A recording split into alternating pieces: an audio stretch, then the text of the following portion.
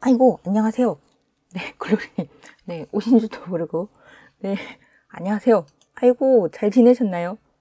네, 저희 부파 헬로북스데이, 이불로 공지 안 올렸는데, 네, 누가 오시나.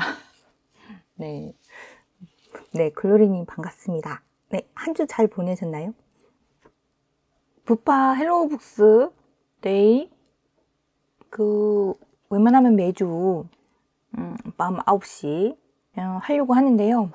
음, 뭐 앞으로 그 인문학 책, 네, 인문학 책이나 이런 거를 많이 읽어야 아, 봄볕이 좋아. 화분 베란다 청소했어요. 아유, 네, 너무 네.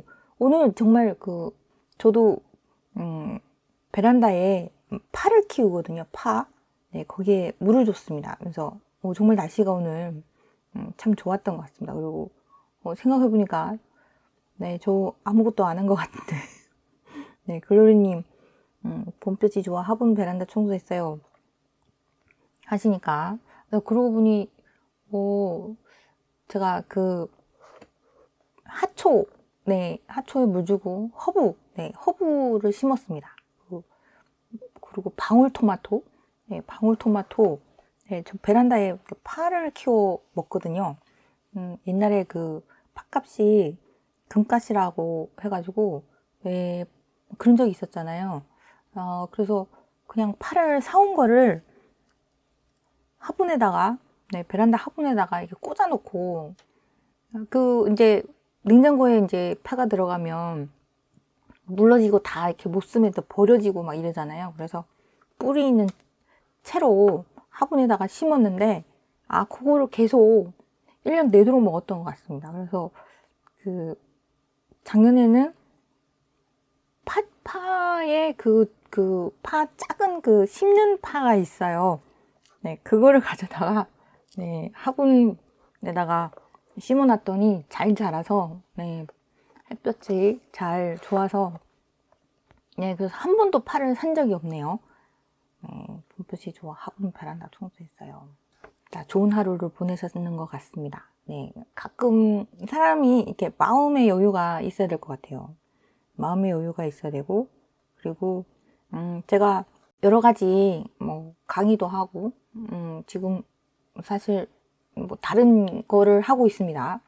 네, 강의와 이제 되게 오랫동안 준비해왔던 것들 뭐 그런 사업적인 부분으로 막 그거를 하고 그러다 보니 그 이제 뭐 투자도 그렇고 그래서 사람들을 이렇게 많이 만나게 되잖아요. 사람들도 많이 만나게 되고 그리고 살다 보면 또 여러 가지 일을 뭐 겪게 되고 뭐 그랬을 때 투자할 때도 그렇고 가장 나중에 결정짓는 거는 이 사람 간에 지혜롭게 어떻게 대처하고 어떻게 해결하느냐 그거가 대단히 이제 크게 작용하더라고요. 네, 그래서 저희가 부자 파로스가 사실은 재테크 카페잖아요. 근데 재테크 카페인데 결론적으로는 그 사람 간에 있어서 어떻게 대처하고 어떻게 지혜롭게 일들을 해결하느냐에 따라서 결과가 또 많이 그 차이가 나고 그리고 일들이 좀 어려운 걸 겪게 되면 사람의 마음이 이게 괴로워지잖아요. 그래서 그 괴로워지는 마음을 어떻게 잘 극복을 하고 우리가 원하는 목표, 이루고 싶은 꿈이 있잖아요. 그 꿈과 목표를 어떻게 하면 그거를 이룰 수 있는지. 그러니까는 그 과정 속에서 넘어가야 되는 산들이 있는데 그 산들을 어떻게 현명하게 넘어가야 되는지에 대해서도 그거를 우리가 그냥 기존에 갖고 있던 사고 방식으로는 가끔은 이제 받아들이기가 어려울 경우가 많아요. 뭐 거래를 할 때도 그렇고, 그러니까 어느 선택을 해야 되는가. 그러니까 뭐 이제 거래를 할 때 이렇게 부당함이나 뭐 그런 경우를 당하고 그렇거든요. 나는 좀 선의로 했는데 이제 상대방은 또 그 선의를 이용하기만 하고 그러는 경우가 있어요. 이게 현실이라는 게 그렇잖아요. 현실은 동화가 아니잖아요, 그죠? 나중에 이제 결론적으로는 또 그 사람의 마음은 아이와 같은 마음을 지녀야 된다라는 게 제가 갖고 있는 그 결론인데, 그래도 현실에서 이렇게 겪게 되면 이제 다양한 사람들을 만나게 되고 서로 간에 오해도 생기고 그러고 또 어떤 경우는 너무 저 사람 너무 뻔뻔하게 네, 뻔뻔하게 거짓말을 하고 그 뻔뻔하게 그걸 갖다가 이제 자신의 이익만을 취하기 위해서 그렇게 뭐 하시는 분들도 막 현실에서 만납니다. 그러면은 그때 우리가 어떻게 해야 되는지 그래서 마음고생을 많이 하게 돼요. 그거를 지혜롭게 슬기롭게 헤쳐나가는 방법은 무엇일까라고 했을 때 물론 이제 기술적인 부분, 기술적인 얘기를 하잖아요.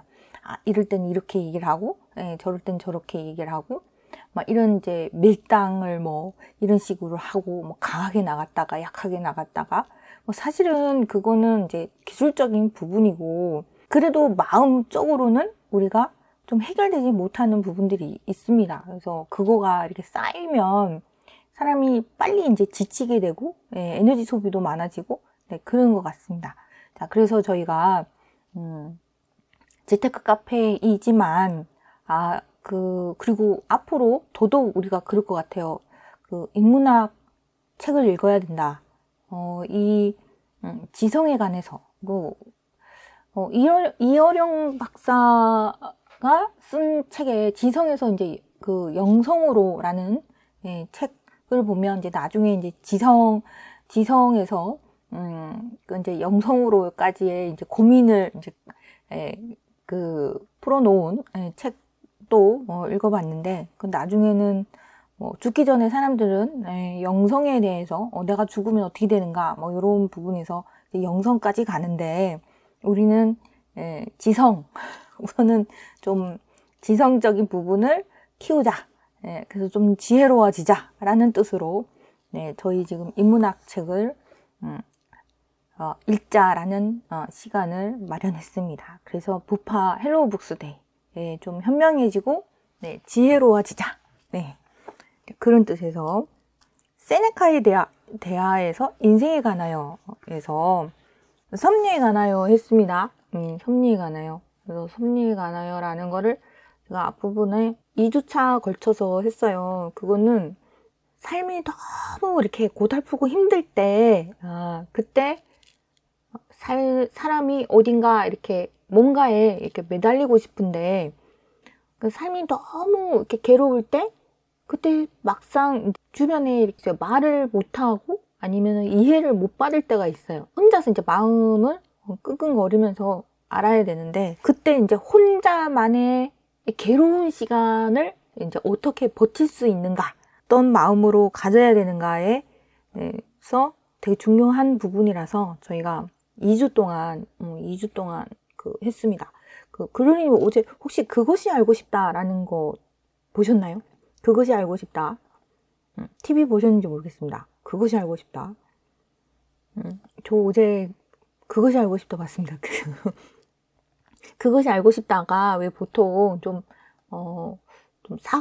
사고 난 이야기를 가지고 하잖아요. 그래서 일부러 안 보거든요. 네, 안 보셔도 돼요. 근데 그것이 알고 싶다 해서 어떤 되게 예쁜 여자아이가 고등학교 아이들이 현장 체험 학습을 가서 리조트에서 어떤 여자아이가 12층 높이에서 떨어져서 이제 죽은 사건이 있습니다. 근데 그때 그 아이가 왜 죽었는가, 그게 타살이냐 자살이냐를 이제 분석하는 걸로 그것이 알고 싶다라는 거에서 프로에서 했었는데요.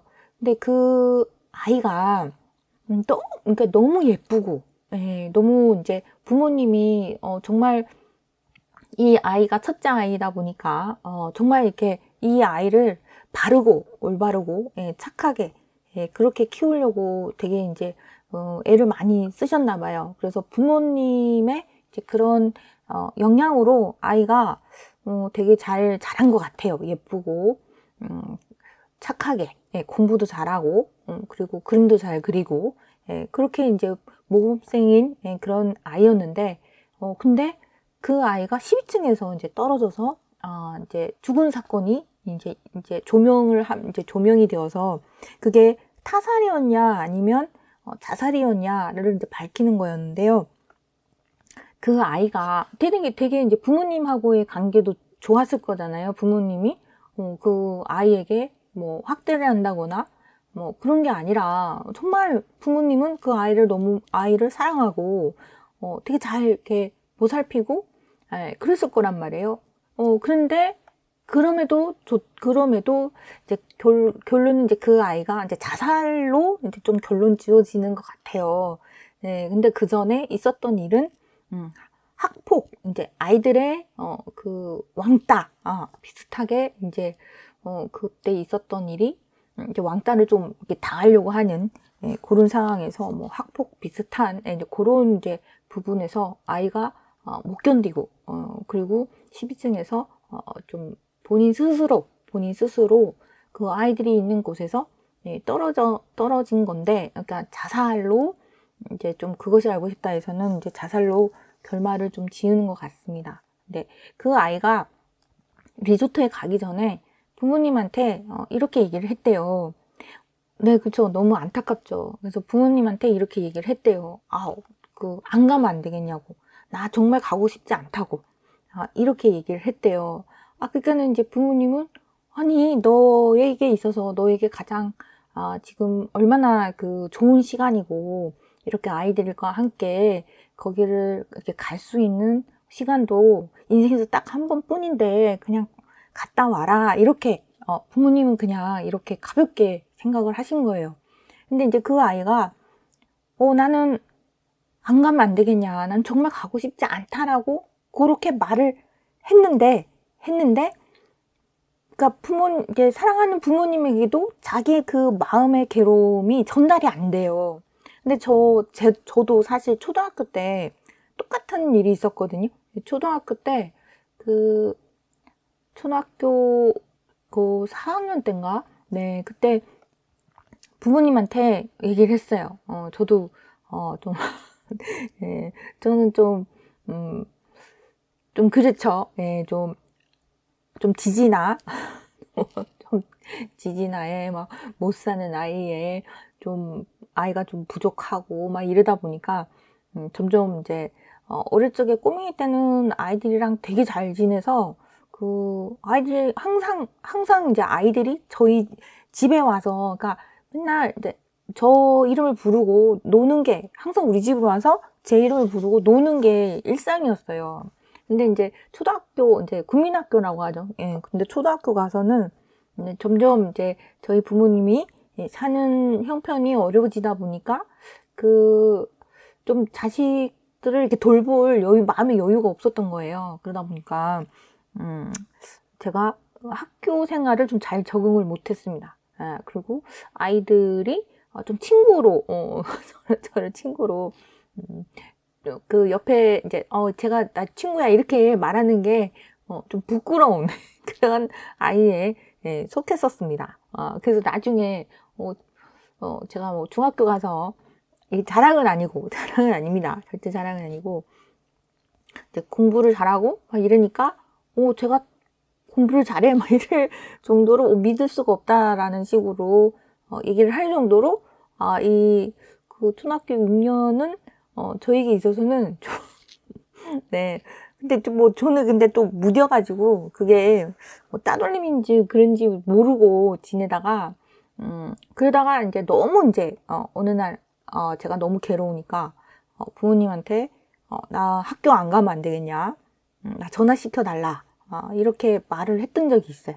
근데 똑같다라기보다 그냥 너무 이제 부모님은 바쁘시고 막 이러니까 지금 뭐 제가 뭔 소리 하냐? 뭐 약간 그런 분위기로 이렇게 넘어갔어요. 근데 그때 저도 뭐 상당히 괴로웠거든요. 마음이 되게 괴로웠습니다. 그래서 그 부모님이라면 아이가 갑자기 그냥 작은 목소리로 그러니까 이게 내가 학교 안 가면 안 돼? 나 전학시켜줘 라는 말이 제가 무슨 투정이야가 아니고 그거는 상당히 심각한 문제다. 그래서 좀 그 아이의 마음을 부모님은 그 순간 아이가 그런 말을 한다면 무슨 일이 있었냐 막 추궁하고 막 이게 아니라 그 아이의 마음을 들여다볼 필요가 있는 것 같아요. 근데 대부분 그때는 아이들 간에 왜 애들은 그 시기에 아이들이 가장 중요하잖아요. 같은 또래의 아이들, 그 또래 아이들과의 관계가 되게 중요한데 그 관계에서 적응을 못한다 그러면은 조금은 부모님이 좀 마음을 들여다봐야 줘야 될 것 같습니다. 자, 근데 어린 아이들 때도 조차도 이제 부모님이 가까이 있음에도 불구하고 부모님에게도 이게 마음이 통하지가 않을, 전달이 안 될 이 괴로움을 전달하기가 너무 어려운데 어른이 돼서는 더욱 그런 것 같아요. 그래도 이제 부모님이 돌봐주는 테두리 안에서 그래도 있다 할지라도 괴로움 순간에는 또 너무 괴로운데 이제 어른이 되면은 이제 온전히 이제 혼자 스스로 책임을 져야 되잖아요. 자기 삶에 있어서. 자, 그랬을 때 우리가 여러 가지 일들을 겪게 됩니다. 그래서 세네카가 섭리에 관하여에서 이제 신에 대해서 우리가 불운이라든가 뭐 이런 안 좋은 일이 사실은 그게 이제 나쁜 일이 아니다라고 그 이유에 대해서 그거는 우리를 단련시키고 그렇게 하기 위해서 선한 사람을 더 단련시키고 왜냐하면 선한 사람을 신은 너무 좋아하니까 그러니까 이제 이 사람이 더 성장하고 더 단련이 되었으면 해서 그런 시련을 주는 거니까 그게 결코 나쁜 일이 아니다라고 이제 세네카가 말을 해줘요.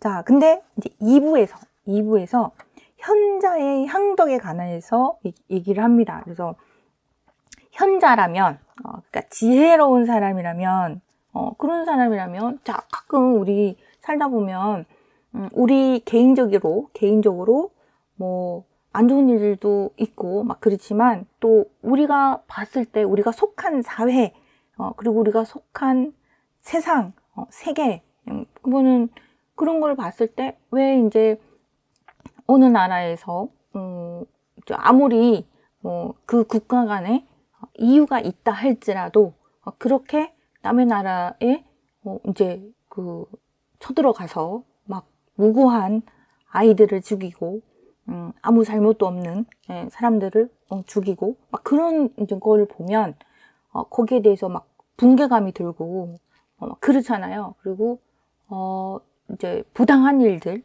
그런 거를 이제 겪게 됩니다. 이제 그때 그 현자는 거기에 대해서 분개를 해야 되는 건지, 그거를 갖다가, 세네카의 친구, 세레누스가 물었나 봐요. 세네카의 친구, 세레누스. 그래서 현자의 향덕에 관하여 라고 해서 세레누스가 세네카의 친구 세레누스가 물었나 봅니다. 현자에 대해서. 그러니까 이제 세네카가 이제 이렇게 얘기를 하는데요. 마음에 드는 부분 읽어드리도록 하겠습니다. 자, 부당한 일이 생기고 불의가 생겨도 자, 현자는 어떤 불의도 닿지 못하는 곳에 글을 놓는 것입니다. 그러니까 그 사람에게 불의가 생긴다 할지라도 자, 현자를 괴롭히거나 시험하는 자가 없단 말인가. 이 세상에 성물 절도를 당하지 않을 그런 성물은 없습니다.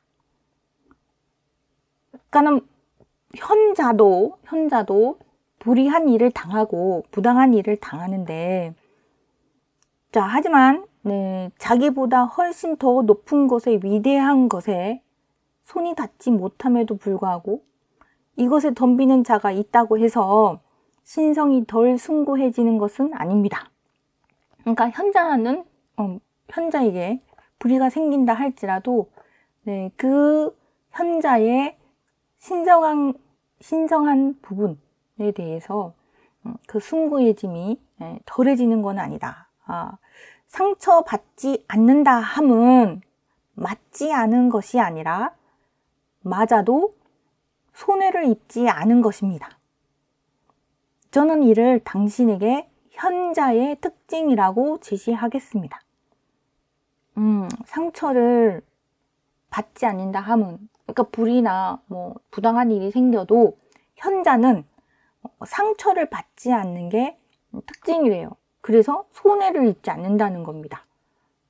그래서 그 왜 화살을 맞으면 2번 맞지 말라 그러잖아요. 그거는 화살을 갖다가 누가 자신에게 화살을 쏘았어요. 뭐 비난의 화살을 쏘았다던가 화살을 쐈어요. 그러면은 아프죠. 네. 근데 거기에 대해서 막 더 화를 내요. 그러면은 이제 2번 화살을 받는 거죠. 근데 이제 우리 현실에서는 그거를 한 번 맞고 또 화를 내고 그래서 이제 2번 화살 맞는 거, 네, 그게 좀 자주 일어나죠. 자, 근데 현자는 그렇지 않다고 합니다. 자, 저는 이를 당신에게 현자의 특징이라고 제시하겠습니다. 도전에 굴복하지 않은 힘이 도전받지 않는 힘보다 굳건한 힘이라는데 의심의 여지가 있습니까? 시험 당하지 않은 힘은 의심스러운 반면 온갖 공격을 물리친 굳건한 힘은 가장 확실하다고 여기는 것이 마땅하지 않습니까? 마찬가지로 불의가 가해지지 않기 때문이라기보다, 불의가 일어난다는 얘기죠. 현자에게도 불의로 인해 해를 입지 않기 때문에, 그러니까 이게 초연해지는 거죠, 그죠? 차분해지고. 제가 요즘 그 대단히 이제 큰 재벌이 된 사람들, 그러니까 별로 처음에는 그냥 그러니까 그저 평범하고 돈이 별로 없던 사람들이 대단히 큰 부자가 된 그런 사람들의 지금 전기를 열심히 읽고 있거든요. 근데 뭐 록펠러도 그렇고 워렌 버핏도 그렇고 이런 사람들의 특징은 차분함, 차분함이더라고요. 자, 그래서 그 사람들을 현자라고 해야 될지는 모르겠지만 차분함을 갖는 건 참 좋은 것 같아요. 그래서 그런 부분을 좀 저는 배워야 되는데, 자, 그래서 불의가 가해지지 않기 때문이라기보다 불의로 인해 해를 입지 않기 때문에 현자가 좀 더 훌륭한 본성을 가진 자임을 알아야 합니다. 그리고 저는 한가한 사람들과 어울려 풍부한 여가를 즐기는 사람이 아니라 전쟁에 굴복시킬 수 없는 사람, 적군이 다가와도 놀라지 않는 사람을 강인한 사람이라 말하겠습니다. 적군이 다가와도 놀라지 않는 사람이래요. 침착하고 차분한 사람이 현자다. 그리고 보통 그런 사람들이 큰 부자가 되더라. 제가 요즘 내린 결론이 그렇습니다.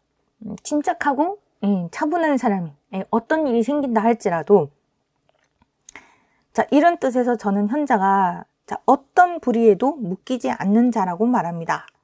그러므로 그를 향해 얼마나 많은 무기가 던져지는지는 중요하지 않은 바, 어떤 무기도 그를 뚫고 지나갈 수 없기 때문입니다.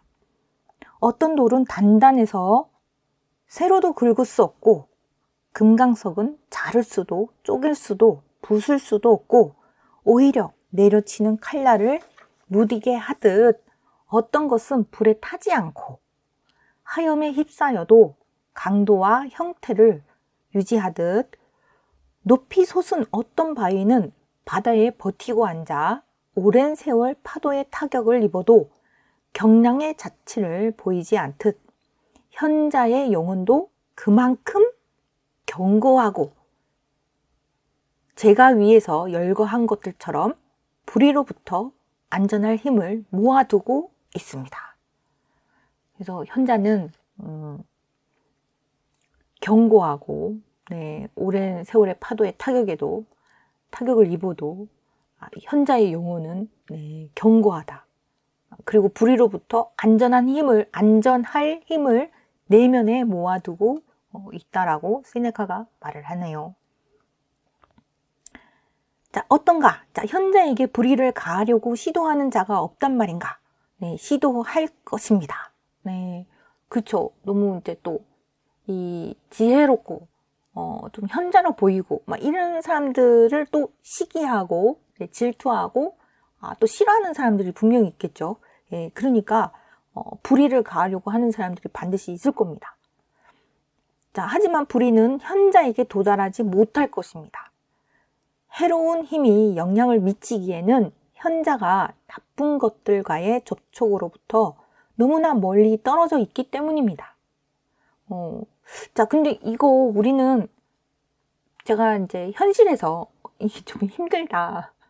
네, 그래서 저는 이제 그 훈련을 좀 많이 이렇게 하려고 하는데요. 물론 저도 잘 안 됩니다. 근데 낮에 밖에 나가서 어떤 일이 있었다, 안 좋은 일이 있었다. 그러면은 이제 돌아왔을 때, 집에 돌아왔을 때는 밖에 있었던 일을 자꾸 이제 물론 이제 되돌아보고 반성할 건 반성해야 되는데 집으로 돌아왔는 순간부터는 거기 이제 안 좋았던 일은 잊어버리는 게 그러고 잊어버리고 그냥 잠을 자고 아침에 일어나면 새로운 에너지로 다시 이제 그 일을 대면을 하면 확실히 지쳐서 이제 돌아왔을 때 집에서 이제 그 안 좋았던 일에 대해서 해결을 하려고 막 머리를 이제 싸매고 이제 끙끙거리고 내가 왜 그런 실수를 했을까? 막 그런 거를 이제 매달리고 뭐 앞으로는 어떻게 해야 되는데 막 이런 이제 근심과 걱정과 막 이런 거를 이제 매달려 있으면서 밤을 보내는 것보다 에이 뭐 어차피 오늘 하루가 지났는데 자 그냥 쉬자. 그리고 이제 뭐 반대로 뭐 재밌는 영화 한 편을 본다거나 아니면 재밌는 책을 읽는다거나 보고 싶은 책을 읽는다거나 그러고 나서 이제 잠을 자고 그 다음날 아침에 일어나면 확연히 그 전날에 바라봤던 그 사건의 그 진실이 이런 부분으로 이렇게 생각을 할 수 있는 건데 내가 어제는 그거를 생각을 못했네 하고 달리 이제 보이게 되면서 그럼 이렇게 하면 되겠다 해서 해결하는 게 전날에는 이걸 해결하기 위해서는 엄청난 에너지와 그리고 많은 행동을 해야 될 것 같다라는 그런 이제 막 생각에 막 어깨가 무거워지고 막 그러는데 근데 그 다음날 잊어버리고 다음날 다시 생각하면 정말 그냥 5분 만에 이거 전화 한 통이면 끝나겠네. 그리고 이제 서류 몇 장 쓰면 끝나겠네. 요렇게 되어버립니다. 그래서 어차피 밤에는 아무것도 뭘 못하잖아요. 그죠? 그러니까 밤에는 그냥 마음 편안하게 쉬는 게 가장 좋은 것 같다. 그래서 영혼에 힘을 주고, 네, 그리고 이게 자꾸 마음을 이렇게 비우라 그러잖아요. 우리는 이제 이렇게 막 막 남이 막 부러워할 만큼 시기와 막 질투를 막 받을 만큼의 현자로 일컬어지는 이제 그런 막 소크라테스나 이제 세네카도 그렇고 막 그런 부류의 사람이 아니고 그냥 하루하루 어떻게 하면 평화롭고 좀 더 성장하고 내 삶에 충실하게 살 수 있을까를 이제 고민하면서 하는 부분이 우리가 그냥 지금 당장 내가 할 수 있는 부분은 뭘까? 라고 했을 때 가장 좋은 게 마음을 자꾸 비우라고 하잖아요. 명상을 하라고 그러잖아요. 그 명상, 내 마음을 비워라 라고 하는 거는 마음을 비우라는 거는 막 자아가 막 떠들어대는 소리를 멈추면 이제 밖에서 그러니까 흔히 말하는 저 이제 멀리 있을 것만 같은 우리 지혜로움의 사고 이제 이거는 이제 우주라고 할 수도 있고 신이라고 할 수도 있고 그런데 우리 내면의 지혜가 그때 열리기 때문에 그래서 마음을 자꾸 비워라, 명상을 하라, 이렇게 얘기를 하는 것 같습니다. 자, 우리의 지혜의 문이 열리는 순간은 명상을 하는 순간이다. 그때 되면 우리가 비록 우리 자체가 현자는 못 될지라도 그때 또 지혜를 얻을 수 있더라. 제 이제 경험상 저는 이제 그렇게 받아들이고 좀 지내고 있습니다. 자, 그러면 하지만 불의는 현자에게 도달하지 못할 것입니다. 해로운 힘이 영향을 미치기에는 현자가 나쁜 것들과의 접촉으로부터 너무나 멀리 떨어져 있기 때문입니다.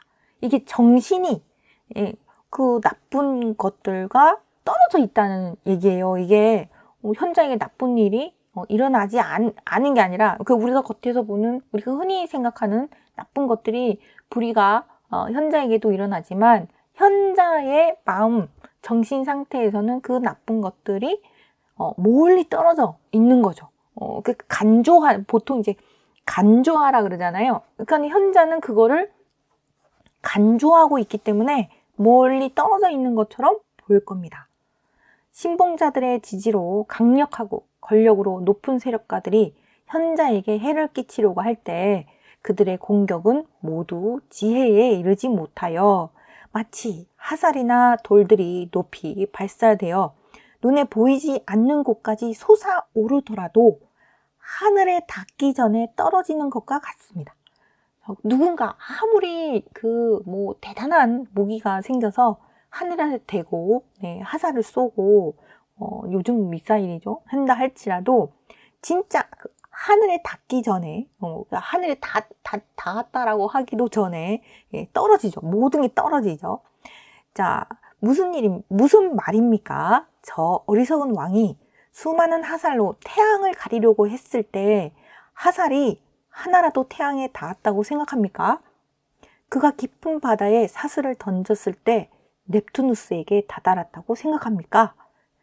천체는 인간의 손에 닿지 않고 신전을 파괴하고 신상을 불태우는 자들이 신성을 해치지 못하듯 현자를 향한 아나무인격의 뻔뻔한 행위는 모두 헛된 시도로 끝납니다. 그렇죠, 그렇죠. 이제 불상을 깬다고 해서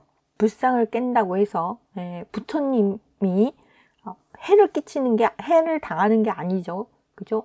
예수님의 십자가를 부순다고 해도 예수님이 해를 당하는 게 아니죠, 그죠?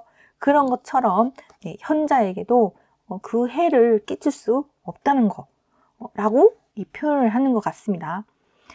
하지만 불의를 가하려는 자가 없었다면 더 좋았을 것이다. 이 세상에 불의를 가하려는 자가 없으면 얼마나 좋을까요? 이것은 인류에게는 어려운 것으로 죄짓지 않기를 기원한 것입니다. 그리고 불의가 가해지지 않음은 장차 불의를 가할 사람들에게 물어볼 문제일 뿐 불의가 가해져도 당하지 않을 사람과는 무관한 일입니다. 모르긴 몰라도 괴롭힘 속의 평상심은 지혜의 힘을 보여주는데 군사령관이 적국에서도 안전하고 걱정 없는 것은 무기와 병력으로 강력하다는 가장 큰 증거인 것과 같습니다. 자, 그래서 평상심을 이제 가지라는 거죠. 불의가 일어난다 할지라도 현자는 평상심을 갖고서. 근데 평상심이 가장 센 것 같아요. 근데 그거가 가장 우리 인간이 갖기가 가장 어려운 부분인 그런 마음 상태인 것 같습니다. 그래서 계속 이제 종교적으로 보면 계속 막 수련을 해야 되는 거죠, 그렇죠? 자, 세레누스요. 괜찮다면 불의와 모욕을 구분합시다. 불의는 봉성상 좀 더 힘든 일이며 모욕은 덜 힘든 것으로 모욕은 민감한 사람들에게만 힘들며 모욕으로 부하가 치밀 수는 있지만 상해를 입지는 않습니다. 모욕이 무엇보다 괴로운 것이라는 생각은 마음의 허약이자 허영입니다. 그래서 따귀를 맞기보다 채찍으로 맞기를 원하고 모욕적 언사보다 죽음과 구타를 선택하는 노예가 발견됩니다. 모욕당하기 싫으니 나를 차라리 죽여라 뭐 이러면서 죽는 노예가 당시에 있었나 봅니다. 어리석음의 정점에 이르러 우리는 고통 자체뿐만 아니라 고통이라는 생각만으로도 질질 끌려다닙니다. 네, 이 부분 어려워요. 참 많이 질질 끌려다닙니다. 자, 어린 아이들처럼 그림자, 추한 몰골, 못생긴 얼굴에 두려움을 느끼고 귀에 거슬리는 명칭, 손가락의 움직임, 갑작스러운 장난 등에 놀라 도망치며 울음을 터뜨립니다. 불의의 목적은 누군가에게 악을 가하는 것입니다. 그런데 지혜에는 악의 여지가 없습니다. 그러니까 지혜로운 사람에게는 어떤 악함도 해를 끼칠 수 없다는 거죠. 불의는 악 없이는 아무것도 아니고 악은 비열함 없이는 어떤 것도 아닐진데 비열함이 고귀한 사람에게 다다를 수 없는 거로 불의는 현자에게 닿지 못합니다. 불의가 어떤 악을 당하는 것이라 할 때 현자는 악을 당하는 자가 아니므로 불의는 현자에게 이르지 못합니다. 모든 불의는 불의를 당한 사람에게 손실을 입히며 지위나 몸이나 외적인 손해를 입지 않고서는 불의란 불가능합니다. 그런데 현자는 어떤 것도 이룰 수가 없습니다. 그는 모든 것을 자기 안에 가지고 있으며 운에 맡기지 않습니다. 그는 덕에 만족하여 덕이라는 재산을 확고하게 지키는데 덕은 운에 좌우되지 않으며 운에 따라 늘지도 줄지도 않습니다. 정점에 도달한 것은 더 커질 여지가 없으며 운은 자기가 주었던 것이 아니면 빼앗아가지 않기 때문입니다. 그런데 운은 덕을 주지 않았으며 그런 거로 걷어가지도 않습니다. 덕은 자유롭고, 그러니까 덕은 운으로부터 자유롭다는 거예요. 사실 좋은 운을 받는 게 좋죠. 근데 한 단계 더 위인 거예요. 덕을 가진 자, 지혜로운 자에는 운에 좌우지되지 않는다는 얘기죠. 덕은 자유롭고 침해할 수 없고 흔들리지 않고 동요하지 않으니 마찬가지로 완강히 재난에 맞서 굽히기는 고사하고 희지도 않습니다. 덕은 형틀 앞에서도 당당하게 고개를 들며 순경이든 역경이든 표정을 바꾸지 않습니다. 따라서 현자는 자신이 잃는다고 느낄 만한 어떤 것도 잃지 않습니다. 그는 결코 빼앗길 수 없는 덕만을 점유할 뿐 다른 것들은 언제든 반환할 가점류로서 사용하기 때문입니다. 그런데 누가 남의 손실에 대해서 마음 상하겠습니까? 불의가 현자의 것을 해칠 수 없다면 덕이 온전할 때 현자의 소유물도 온전함으로 현자가 불의를 당하는 상황이란 일어날 수 없습니다. 자, 그래서 누가 괴롭힘을 준다거나 부당하게 대우를 한다거나 그랬을 때 현자라면 어떠한 부당함도 당하지 않는 것이며 그리고 잃는 것도 없다는 얘기예요. 근데 이거는 정말 그 마음 상태가 그 완전히 그 현자라는 정점에 다다른 그 정신 세계가 정말 우리가 저 고매한 사람, 그러니까 존귀함의 절정에 다다른 현자일 때 좀 가능한 부분이 것 같아요. 그래도 우리가 그 현자의 정점에 다다르지는 않더라도 거기를 향해서 조금이라도 생각을 해본다면 가끔씩 일어나는 그런 저 사람은 왜 나한테 저렇게 행동을 하지? 어떻게 저 사람은 나한테 인간적으로 저런 모욕감을 주지? 그리고 왜 나한테 저 사람은 나에게 이런 피해를 주지? 막 이런 이제 부분에 이제 부당하다라는 느낌을 당했을 때 그때 우리는 이제 막 화가 나고 막 그러긴 하지만 세네카가 말하는 것을 한번 되새겨 보면서 초연함을 갖자. 좀 차분함을 갖자. 나는 그렇게 됐을 때 저 사람이 나에게 부당함이라는 그런 이제 하사를 쏜다 할지라도 그 화살이 나에게 닿지 않을 것이다 라고 생각하는 그런 이제 마인드를 가진다면 삶이 조금이나마 나아질 것 같습니다. 네, 그래서 뭐 이제 위태로운 상황이 생긴다거나 어려운 상황이 생긴다거나 그럴 때 좀 의연함을 갖고 그 일을 해결하고 극복하고 그렇게 넘어가지지 않을까 이런 생각이 드네요. 네, 자 오늘은 세네카의 현자의 향덕에 관하여에서 제가 마음에 드는 부분을 함께 이야기 나눠봤습니다.